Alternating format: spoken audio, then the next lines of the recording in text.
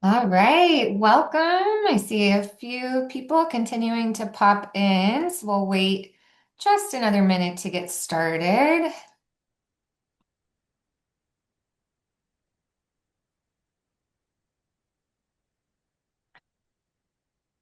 It's wonderful to have so many of you here for a webinar on teacher knowledge on this Friday afternoon at lunchtime. So welcome, welcome everyone. All right. Let's go ahead and take a moment to introduce ourselves. My name is Leah Zimmermann. I'm the Assistant Director of the Iowa Reading Research Center. I'm also a Clinical Assistant Professor of Special Education at the University of Iowa. And my co-presenter is, Hi, everyone. I'm Kim McFadden. I'm a postdoctoral research scholar at the Iowa Reading Research Center and a former K-12 special education teacher. I'm really excited to be joining all of you today to have a chat about teacher knowledge. absolutely, this is one of Kim's and my favorite topics. So we're so excited to have you here today. All right, so our objectives for this webinar today, we have three. So by the end of it, you should be able to identify types of reading knowledge that supports effective instruction and improved literacy outcomes. You should be able to explain the components of a resource developed by the Iowa Reading Research Center to build teacher knowledge. It's called the Studying the Science of Reading Practice Assessment. And then finally, you should be able to identify some additional resources in order to build reading knowledge. I'm going to go ahead and Kim's going to kick it off for us today. Awesome. Thanks so much, Leah. So we're going to start off just by looking at a few different theoretical frameworks of teacher knowledge.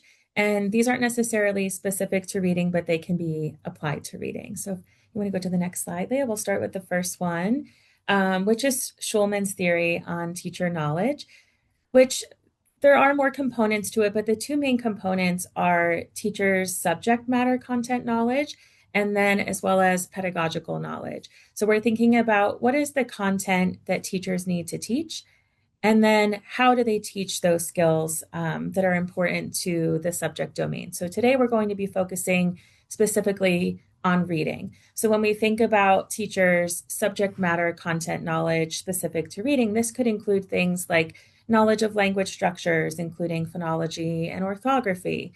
It could be comprehension processes as well. And we'll talk about this sort of in relation to the reading rope. And then we'll also think about pedagogical knowledge that is supportive of effective reading instruction. So this can include both general instructional practices, such as explicit instruction, as well as specific strategies to teach individual reading skills.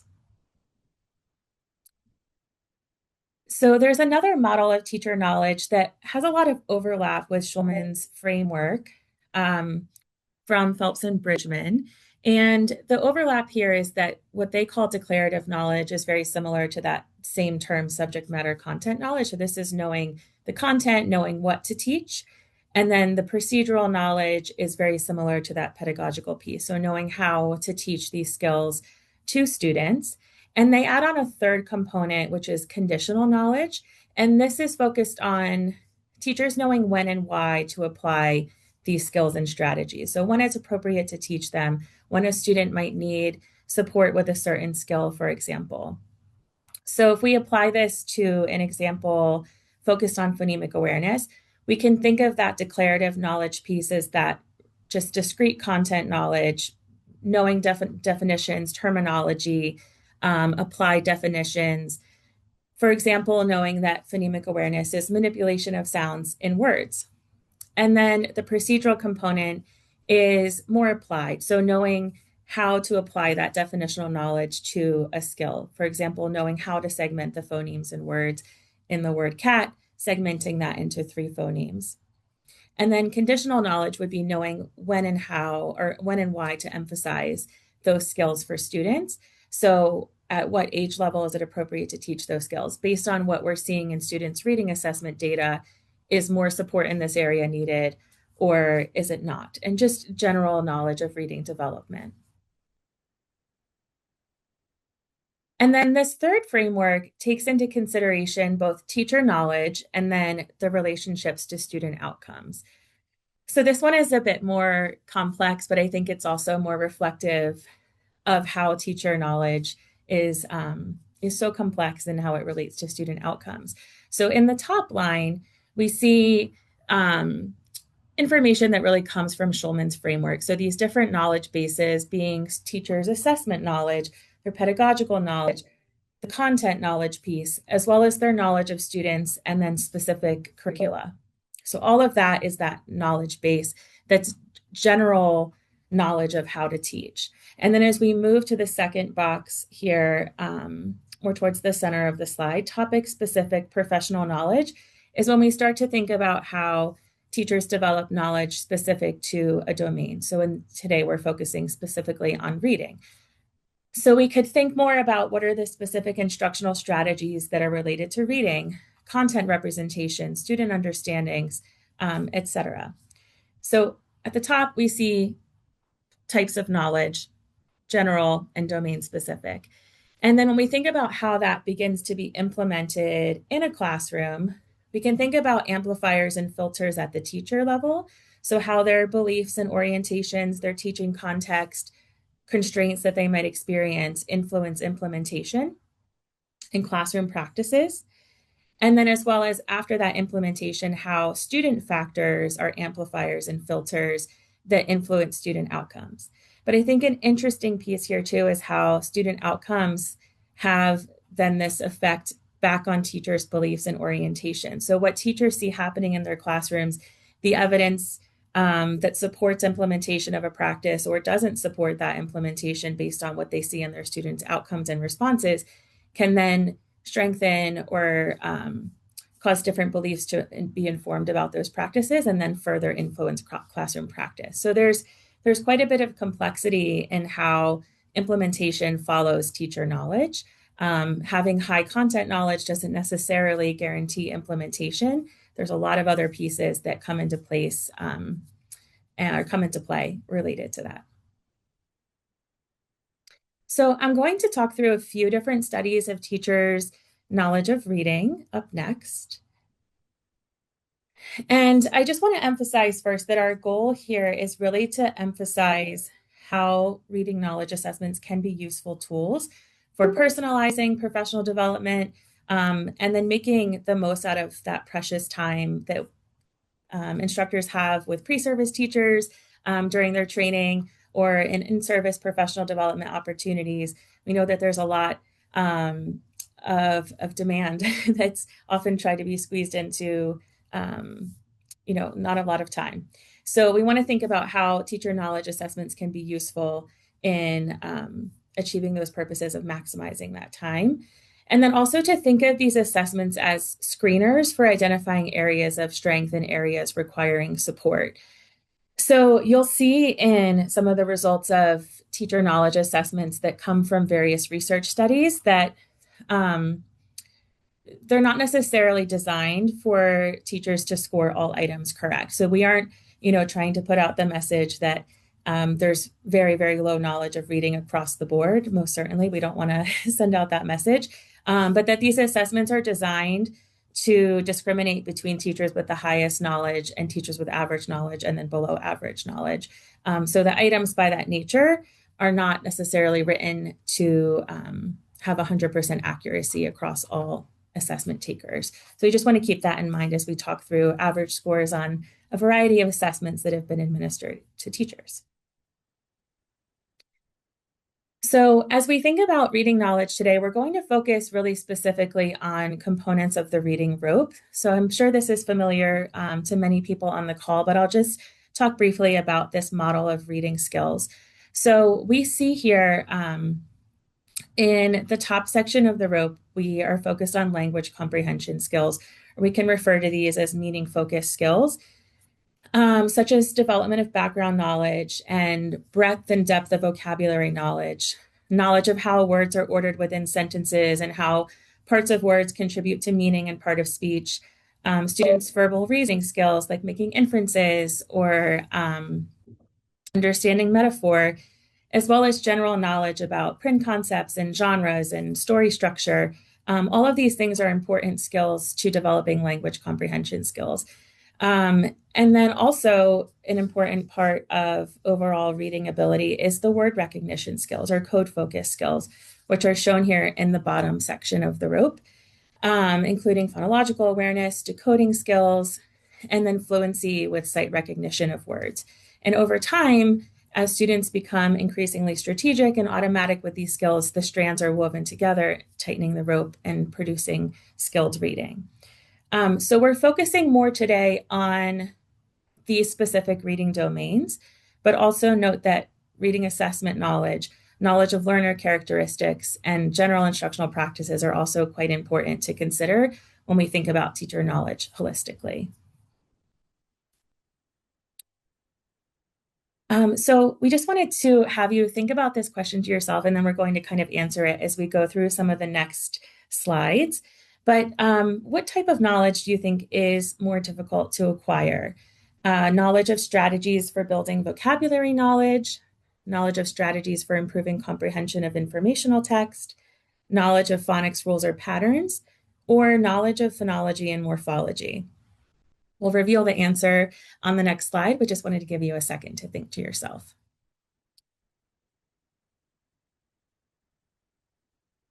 Okay, Leah, if you want to go ahead and reveal the answer.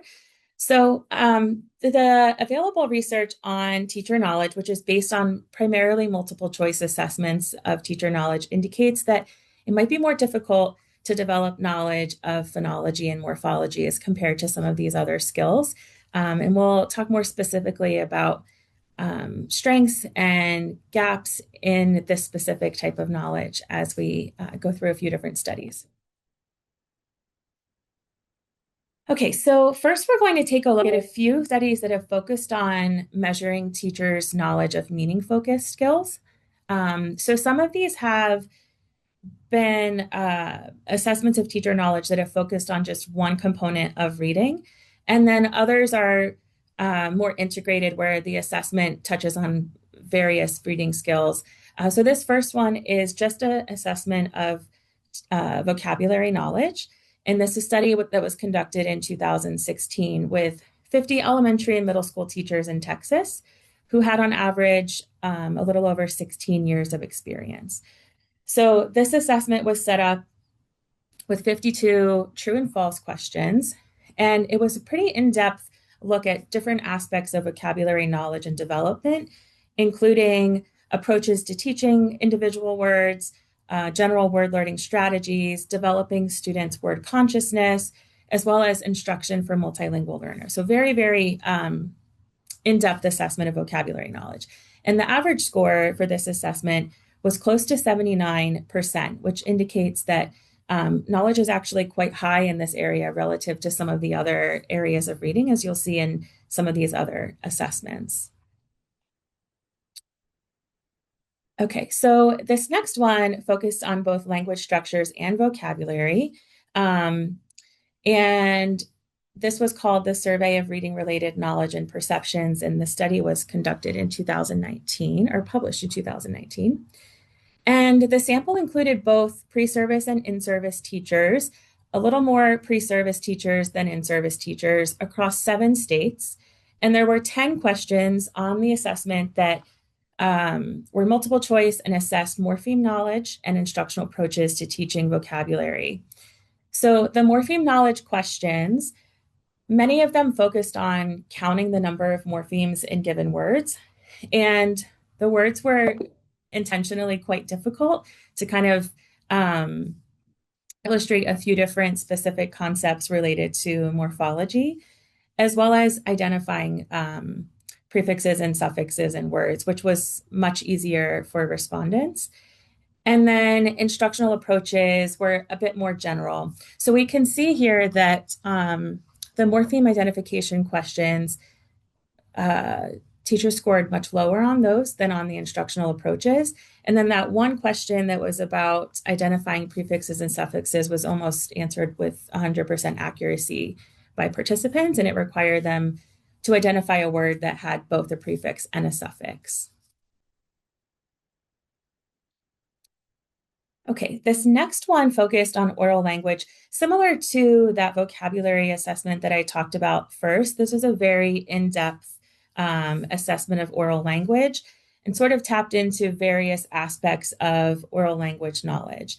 So, in this study, which was published in 2022, there was a combination of respondents that included both pre-service early childhood teachers and speech language pathologists who were in training.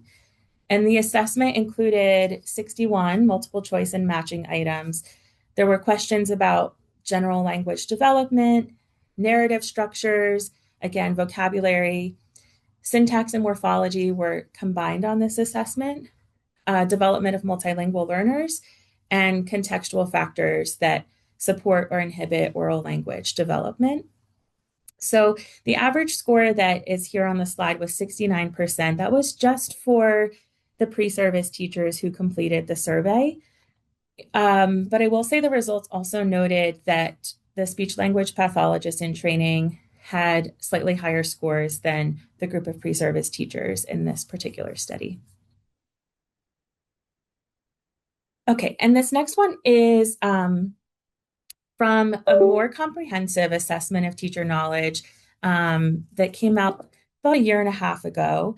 And I'm just going to highlight first some of the oral language reading comprehension subscales on this assessment, but I'll come back to this because they assessed all the domains of literacy on the same assessment, which is really interesting because it gives an opportunity to kind of compare within the same sample how teachers perform on different subscales that assess different domains of reading. So when looking at just these oral language and reading comprehension questions, there were 21 questions related to these topics. And most of the participants were in-service teachers in grades K to 2, general education, but there were some participants who did not fall into those categories as well. And what the researchers reported was that the oral language items were more difficult. There were quite a few items on that subscale that tapped into morphology knowledge, which we saw in that 2019 study that I just shared, that was an area of difficulty identifying the number of morphemes in words. And then reading comprehension scores were a bit higher at about 58% correctly answered questions. So I want to show a few examples of items just to kind of put some of these scores more in context. So this is from the TULIP assessment that I just referenced on the previous slide from 2024. And these are examples of 2 questions from the oral language subtest. And I'm just highlighting here the easiest oral language item as well as the most difficult. So the easiest item required the respondents to match the description, so either rate, accuracy, or prosody, to the appropriate component of reading fluency. So when asked about a child reading aloud at a steady pace similar to the speed of their normal speech, 71% of respondents correctly identified that as the rate component of reading fluency. And then the most difficult item on this subscale was matching the example with appropriate component of oral language. So recognizing that when a child understands the relations among the words agree, disagree, and agreeable, that would be related to morphology.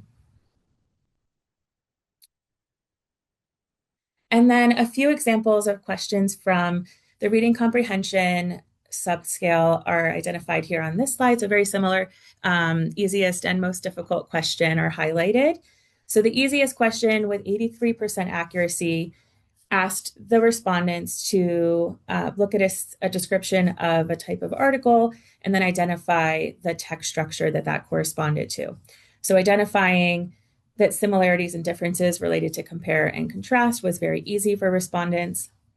And then the most difficult item was related to the simple view of reading, asking what 2 factors produce reading comprehension and identifying that as both decoding and language comprehension skills. And a little less than half of respondents answered that question correctly. So when we think about all of these surveys of teacher knowledge that have focused on meaning-focused skills, we can kind of notice a few strengths and gaps in several subcomponents of those meaning focused skills, one being vocabulary. So, vocabulary emerged as an area of strength in various aspects, including teaching word learning strategies, providing rich and varied language experiences, and strategies for teaching individual words, but less knowledge of how vocabulary knowledge develops. For example, um, receptive language developing more quickly than expressive language was a question that was quite difficult. And then for oral language, again, strengths of knowledge of vocabulary development, also contextual factors, and multilingual learners' development of oral language were areas of strength. And gaps were related more so to general language concepts, like more theoretical type of questions, narrative language structures, and then again, syntax and morphology were an area of challenge.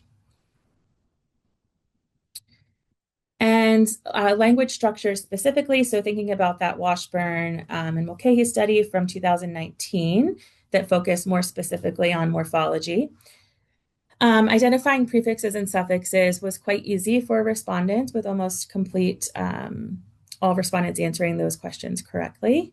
And then some gaps were related to knowledge of inflectional and derivational morphemes and roots, as well as semantics and syntax. So we see, and I'll highlight this a little bit later as well, but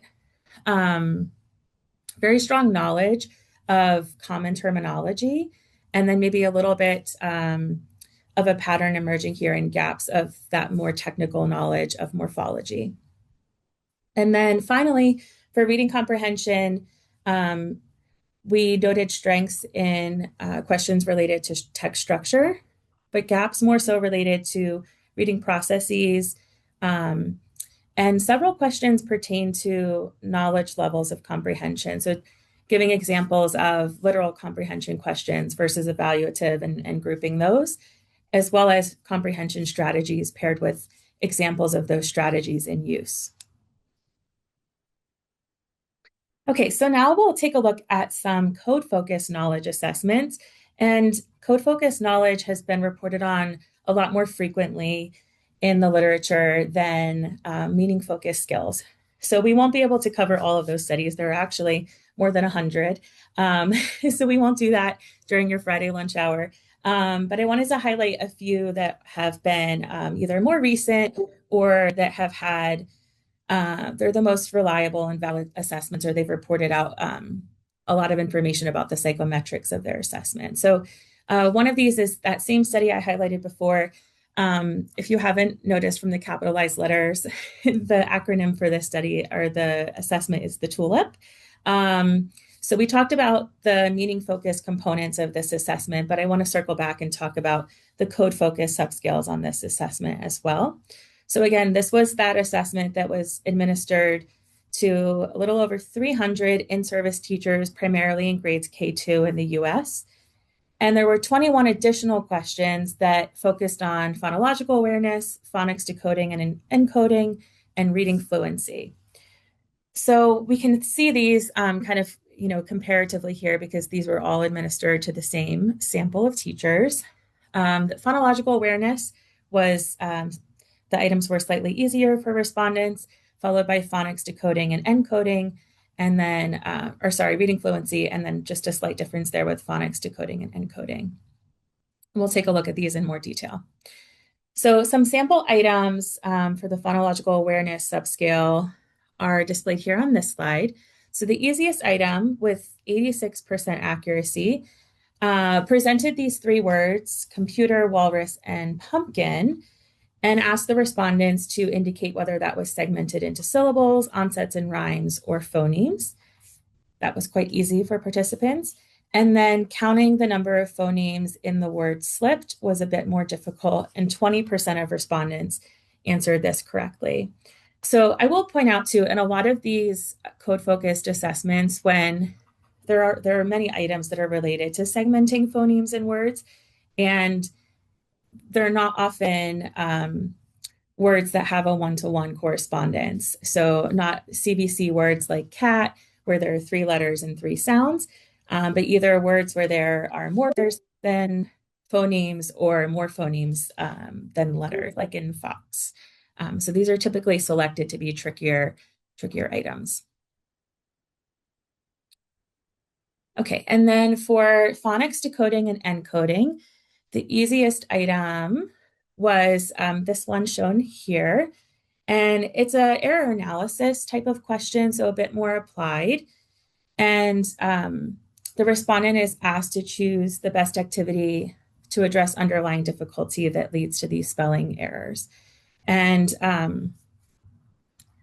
sorry, just adjusting my screen. So 68% of respondents answered this one correctly, noting that having the student segment the sounds in words and blends and then associate each sound with the grapheme is what is needed here. So they noticed a lack of correspondence between the number of letters that the student's producing and the number of sounds in the word. And then this one was the most difficult. Again, this question is related to morphological knowledge. So the student has written the words cooked, wishes, and vacation, and the respondent is meant to identify that there's a pattern here in the student's spelling errors. So there's really strong evidence that the student is hearing the phonemes in the words like cooked.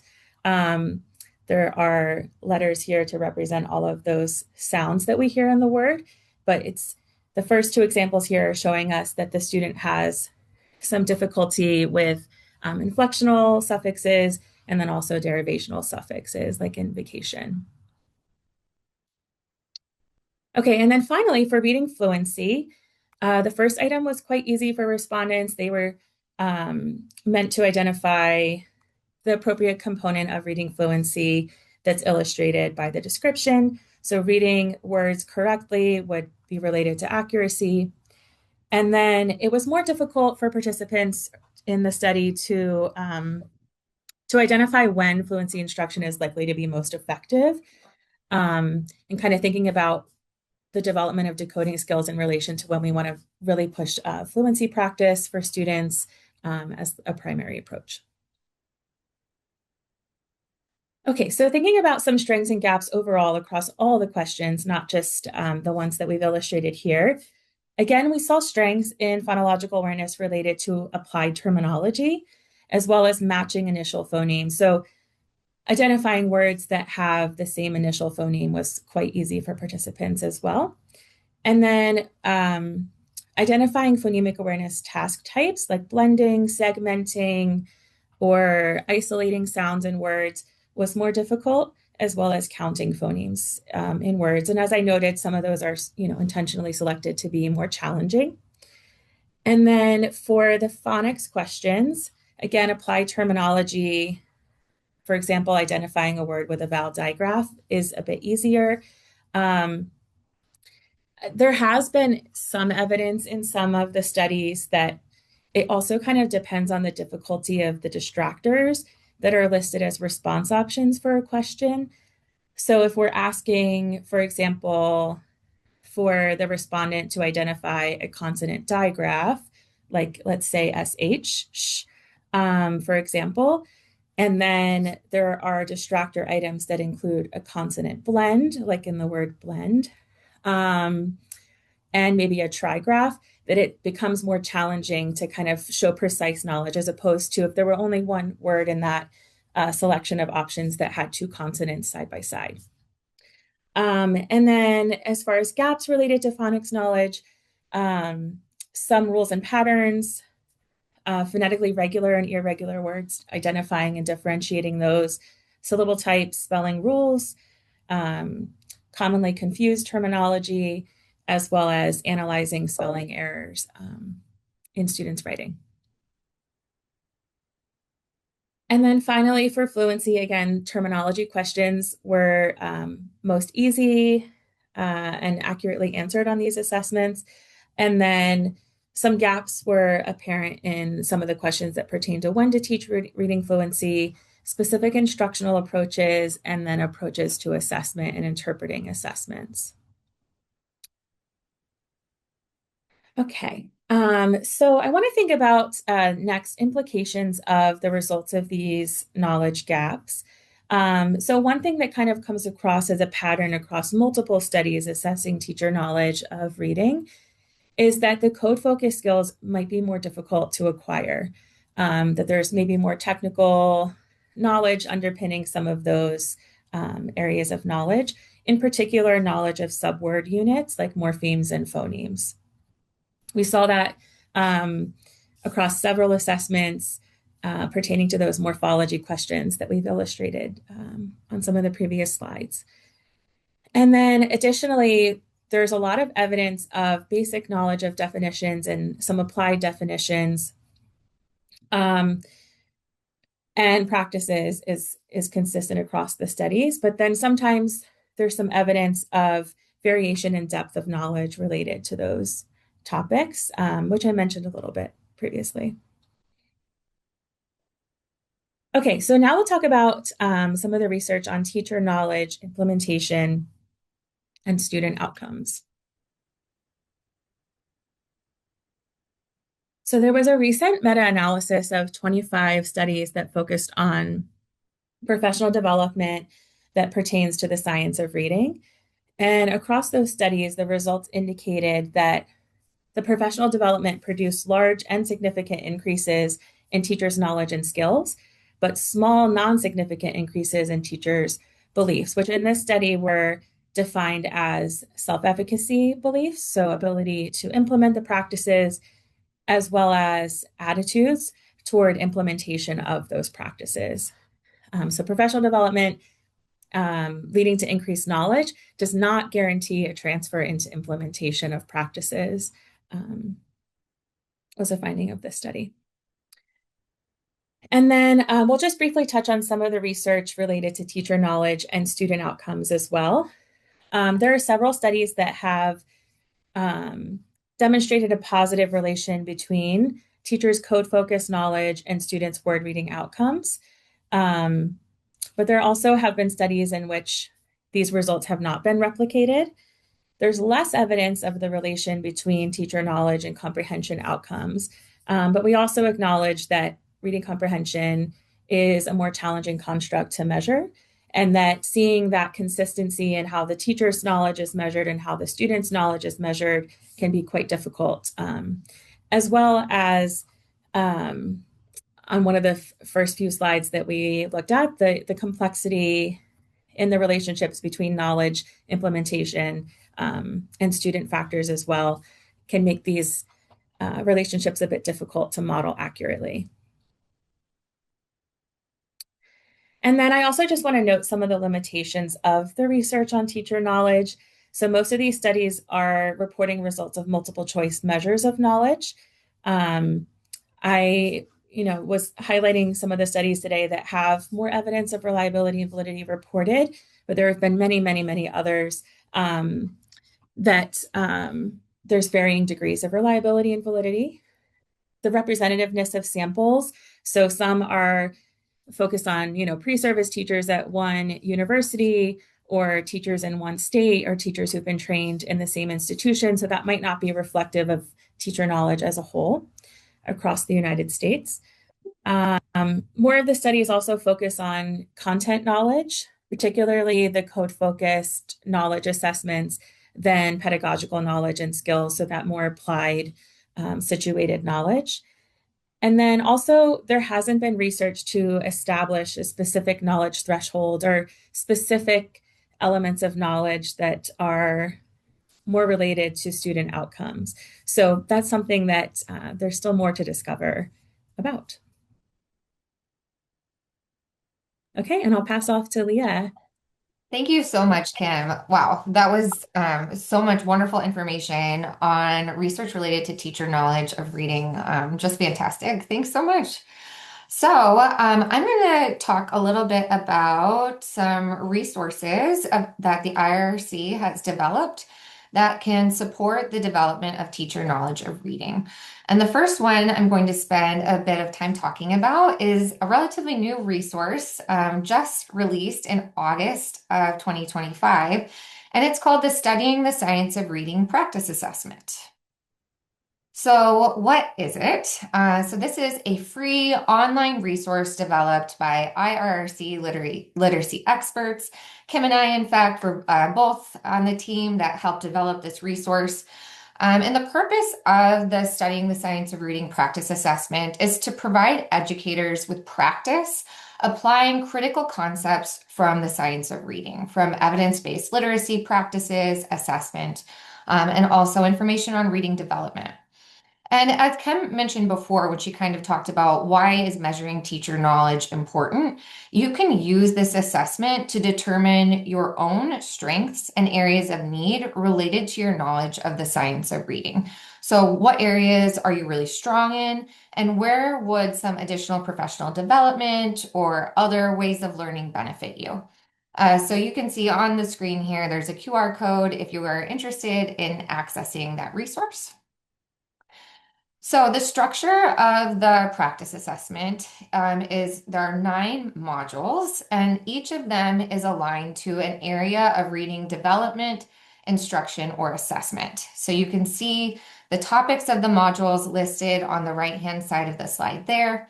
And if you think back to what Kim was talking about when we think about those code-focused and meaning-focused skills, those are reflected within this resource.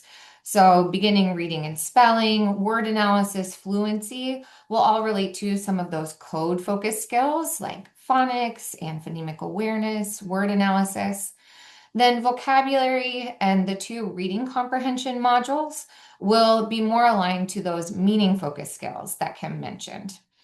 Finally, we do have several modules, one related to reading assessment, which is, of course, that knowledge is really important in order to determine what students' strengths and areas of improvement in reading are to better align instruction and interventions. And the final module is related to best practices for reading instruction. And this is really about how to differentiate assessment and instruction for students based on their various needs for students who are multilingual learners, students who have disabilities, topics like that. So the resource is structured so into those 9 modules, and then each of those modules contains an 8-question multiple choice quiz related to that topic. After you've gone through and completed the quiz, you can, of course, see what the correct answers were, how you did. But then, most importantly, you're provided with feedback on the correct response. And the purpose there then is not to just kind of tell you perhaps where you're at in terms of strengths and areas of need and knowledge, but also to build some knowledge. So, this is the correct response, and this is why. Thus building some of that declarative and procedural knowledge that Kim mentioned earlier as well. So I'm going to go ahead and just talk a little bit about a few of the modules. I'm not going to have enough time today, unfortunately, to go through all of them. I wish I did, but I hope that you can take a look at the assessment and see for yourself. But I'm just going to talk about a few and show you some of the items and the feedback from the resource as well. So the first module is on emergent literacy and language. And the topic here is really understanding emergent literacy and language skills and concepts and how to apply effective instructional strategies when teaching these skills. So these are going to be things like oral language, phonological and phonemic awareness, concepts of print, the alphabetic principle, as well as letter knowledge. So let's do a little bit of testing of your own knowledge. So this is one of a sample item from that module of the resource. So take a minute and we'll look at this question. And I'll give you a few minutes to think about what the correct answer will be before I reveal it and we talk a little bit about it. So the question is, which of the following presents a list of phonological awareness skills ordered from least to most complex? So take a minute, read through the answer choices, and then we'll have the big reveal after that.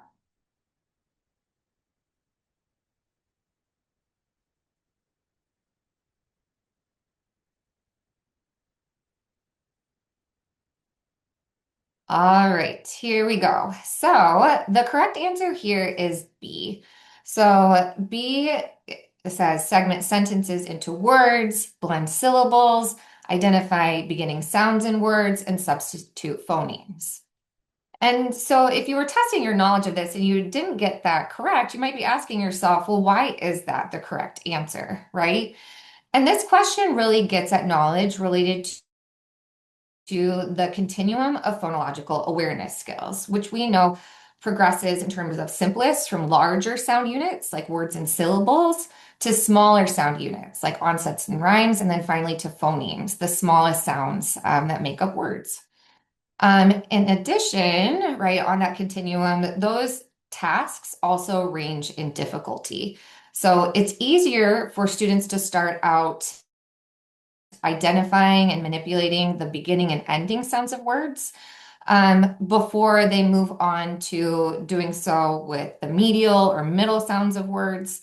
And identifying, blending, and segmenting are simpler than more complex skills like substituting phonemes and deleting phonemes from words as well. All right, let's talk about another one of the modules on the resource. So the second one is actually beginning reading and spelling. And so the goal here is to understand some of those skills and concepts, and of course, how to apply effective instructional strategies when teaching those skills. And here we're mostly focused on code-focused skills like phonics, like spelling, high frequency words, phonetically irregular words, inflectional morphemes, and how those can be used to support beginning reading and spelling, as well as texts used in early reading instruction. So here we're thinking more about what you might do for students in K2. Alrighty, so here is a sample item from that module of the assessment. So let's go ahead and take a look at it. I'll read it out loud. You think about the responses, and then we'll test your knowledge on the next slide. It says second grade students have been learning to decode words with the R-controlled vowel pattern. IR says and words such as bird, thirst, and firm. Their teacher wants to help her students apply these phonics skills while reading sentences and short passages. She is considering different instructional activities to support this goal. Which of the following strategies would best support the second grade teacher in promoting the use of phonics skills to decode words in connected text? So take a look at the answer choices, think about it. We'll have the big reveal in just a second.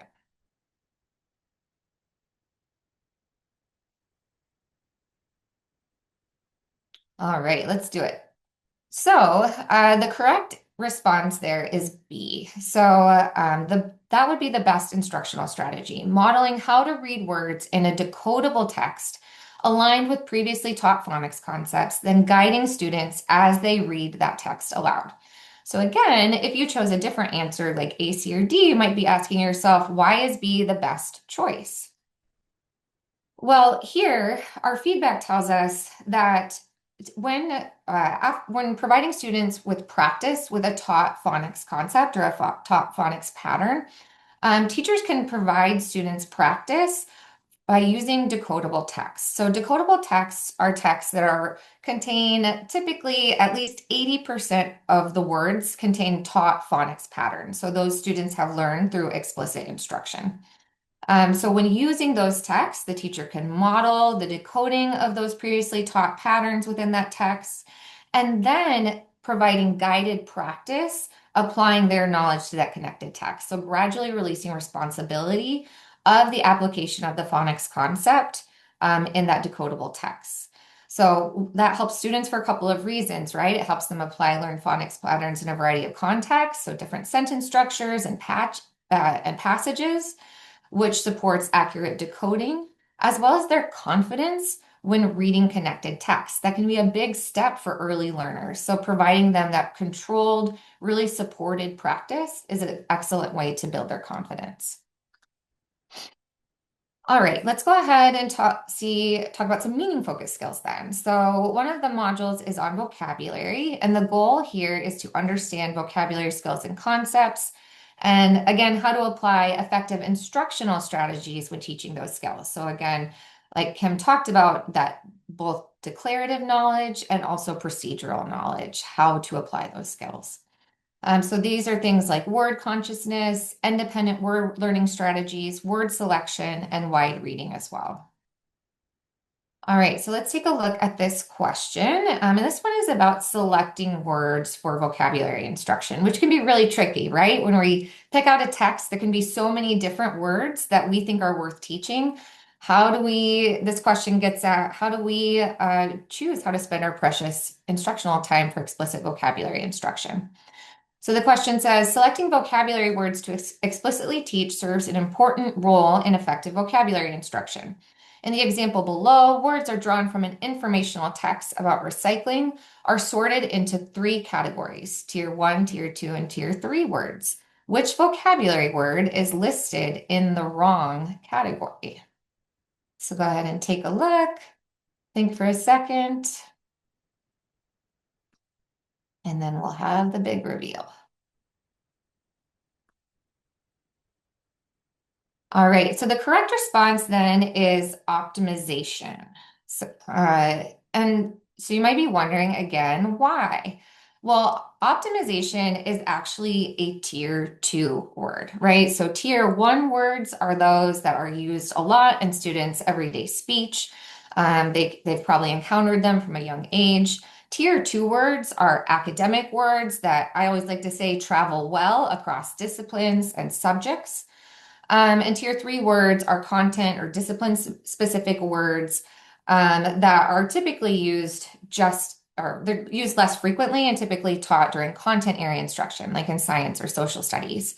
So optimization, it's listed as a tier three word, but it's actually tier two because optimization travels well across multiple content areas, science to social studies to English language arts. It could all be used. As a result, optimization is a really great target for explicit vocabulary instruction because it has such high utility. It can be used in so many different contexts and subject areas.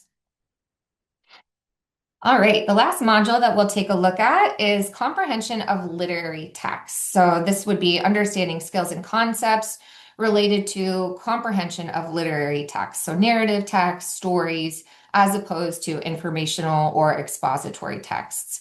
So this involves things like literal, inferential, and evaluative comprehension skills, comprehension strategies, how to use graphic organizers to support evidence-based comprehension instruction, text structures, as well as text-based discussions.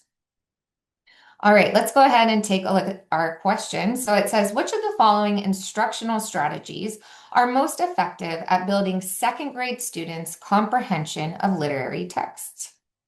So go ahead and take a minute to think.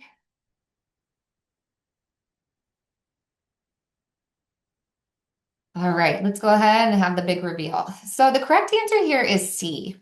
Explicitly teaching students to complete story maps containing key story elements. So why is this the correct response? Let's go ahead and take a look at the feedback. So story maps are graphic organizers that contain key story elements like character, setting, theme, conflict resolution. Why are they important? They provide students with a clear mental framework that helps them organize the story, the events in the story, the characters, the key elements. By identifying the key story elements as they read, students can self-monitor their comprehension, which can often be really difficult for beginning readers, as well as students who have reading difficulties and disabilities. But we can't, research tells us we can't just give students a story map and kind of say, fill it out, send them off with it and go.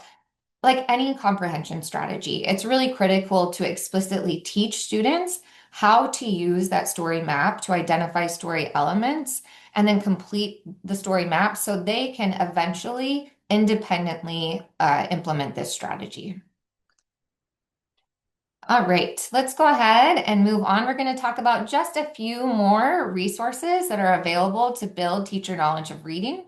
And before we wrap up and take some questions from you all. So the first resource available from the Iowa Reading Research Center that I want to talk about are our e-learning modules. And so these modules are available. You can get to them via our website, and they aim to build educators' understanding of research and practices related to literacy development, instruction, and assessment.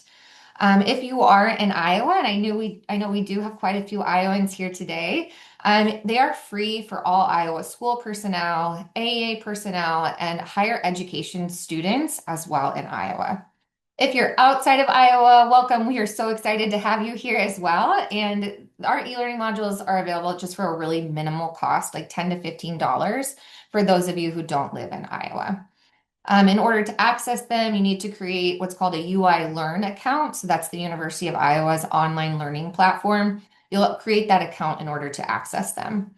And all of our e-learning modules do include some knowledge checks for you to check your own understanding of the content. So there are quizzes throughout the lessons as well as a post-test at the end. We have a really nice variety of e-learning modules available. Current topics include things like dyslexia, vocabulary instruction, text structure instruction, so some of those meaning-focused skills. Also phoneme graphing mapping, code-focused skills, structured literacy. We recently have released modules on handwriting instruction, so print and cursive handwriting, as well as assessment. We really recently released a module on fidelity of explicit instruction as well, so how to observe reading instruction and monitor for elements of research-based explicit instruction. And we are very excited to say that coming soon, we have an e-learning module being released on effective morphology instruction for adolescents. So, as Kim mentioned earlier, this is an area of teacher knowledge of reading that is really an area of need for many pre-service and in-service teachers. So, we are very excited to put this resource out to support the development of such a critical skill. We also have a great blog at the Iowa Reading Research Center where we translate literacy research to practice. These posts are really focused on providing support and guidance around literacy instruction.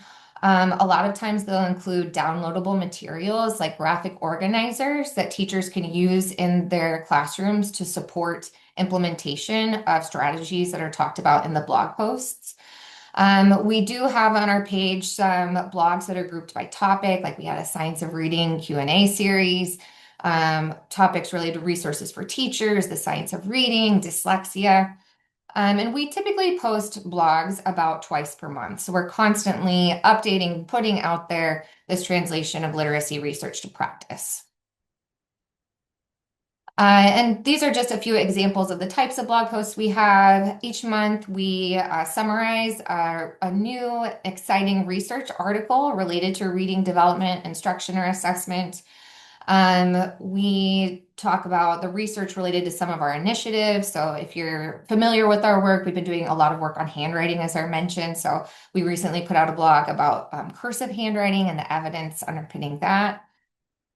We have interviews and questions and answers with researchers or partner districts, and then just blog posts about key literacy concepts. So one of our most popular blog posts that within the past few years is about different types of reading assessments like diagnostic, progress monitoring, summative, and their purposes. Then the final IRRC resource that I just want to highlight is our reading glossary. And this was created by IRRC literacy experts. It contains key terms and definitions for concepts that are included in our blogs and other IRRC materials. So this is just a really great trusted resource based on research that you can use when you're unsure about some of that declarative knowledge. For example, like what is a voiced consonant? This is a place where you can really go and just check out research-based terms for some of those key concepts. Another thing that I want to mention before we get to questions is that we are currently, well, soon we're going to be opening up registration to the Iowa Science of Reading Summit. That will be held June 16th and 17th in Cedar Rapids, Iowa. This is a really wonderful conference where literacy research is translated directly to practice. We have an exciting lineup of featured speakers. Dr. Mark Seidenberg, the author of Literacy at the Speed of Sight, is our keynote speaker this year. So if you are interested, I highly recommend that. It's a great place to come join a community of educators and build your reading knowledge. We have some upcoming webinars as well. So coming up in February, we have one on the science of reading and fidelity, observing explicit instruction. And then evidence-based cursive handwriting instructions, so translating research into practice coming up in March. And if you are interested in registering for the next webinar of ours on observing explicit instruction, there's a QR code that will take you right to the registration, just like you registered for this one. All right. We are going to go ahead and open it up to any questions. And feel free, if you haven't put questions in the chat so far, you can keep putting them in. We have about 5 minutes left, and we'd love to answer what's on your mind related to teacher knowledge of reading. All righty, let's see. Uh, Kim, it looks like we have a question that I would love for you to talk a little bit about. It says, are there any teacher characteristics that are related with higher reading knowledge? Oh, that's a good question. So there have been a lot of studies that have looked at various teacher characteristics that might predict teacher knowledge. And there's been kind of a smattering of results, but some indication that um, experience isn't necessarily related to teacher knowledge as a continuous variable where any number of increased years of experience predicts higher knowledge. But there have been some differences found between the most experienced group of teachers who've responded to the survey assessment and the teachers with the least amount of experience. So, like 0 to 3 years compared to 16 to 19 years, just as an example. There's also been some testing and some evidence of a higher degree indicating increased teacher knowledge, but not consistently across all studies. Um, the number of reading classes taken during higher education program has also had some evidence of increased knowledge. And then also instructional time use. So if a teacher spends more time teaching a certain reading domain, they might have more developed knowledge in that area or be doing more preparation that or training that increases knowledge related to those skills. Thanks for the question. Yeah, that was such a great question. Thank you so much, Kim. Let's see. It looks like we had another question. So can higher ed instructors use this for pre-service teachers? Is it aligned with standardized assessments of teacher knowledge of reading, like the FORT? Oh, this is such a great question. So, and just for those of you who don't know, the FORT is the Foundations of Reading test. It's used by over 10 states, I think, for pre-service teachers across the country. So I would say yes, would be the studying the science of reading practice assessment would be a great resource to use with your pre-service teachers. It is aligned with the Foundations of Reading test. And if you register for using the assessment, you'll actually see that on the site. There's a document that shows the alignment between the FORT and our Studying the Science of Reading practice assessment. So it's almost like a crosswalk between these are the objectives of the FORT and these are the modules of the Studying the Science of Reading practice assessment. So I'm a instructor for pre-service teachers in special education. It's something that I've had them take prior to taking my reading intervention class, almost as a pretest to see where their knowledge is and some code focused skills, meaning focused skills, reading assessment. And that kind of helps me shape what my class might look like that semester. Let's see, I just had the FORT. Could you spell it out, please? Yes, that is the Foundations of Reading test. Yes. Let's see, it looks like we have time maybe for one quick question. Kim, you talked a little bit about how the research on teacher knowledge and kind of whether or not it impacts teacher practices. Is there any research evidence or anything that people can do to support that translation of knowledge to improved implementation of effective literacy instruction? Yeah, I think that the professional development that's more situated within the teacher's instructional context and that is sustained over time is going to be the thing that's most supportive of prolonged implementation of those practices in the classroom. Yeah, yeah, absolutely. The learning doesn't stop once they leave their teacher education program, right? Or initial PD at the beginning of the year, that ongoing professional development that's job aligned is really critical. That was a great question. All right. It looks like we are all out of time. It was wonderful to spend the lunch hour with you all today talking about teacher knowledge of reading. If you have further questions about reading knowledge and effective instruction, we'd love for you to reach out to us. You can go to the QR code. It takes you to a place on our website where you can reach out to contact the IRRC. Our favorite thing is collaborating with educators to support literacy development for all students. So we'd love to hear from you. Thanks very much for your time.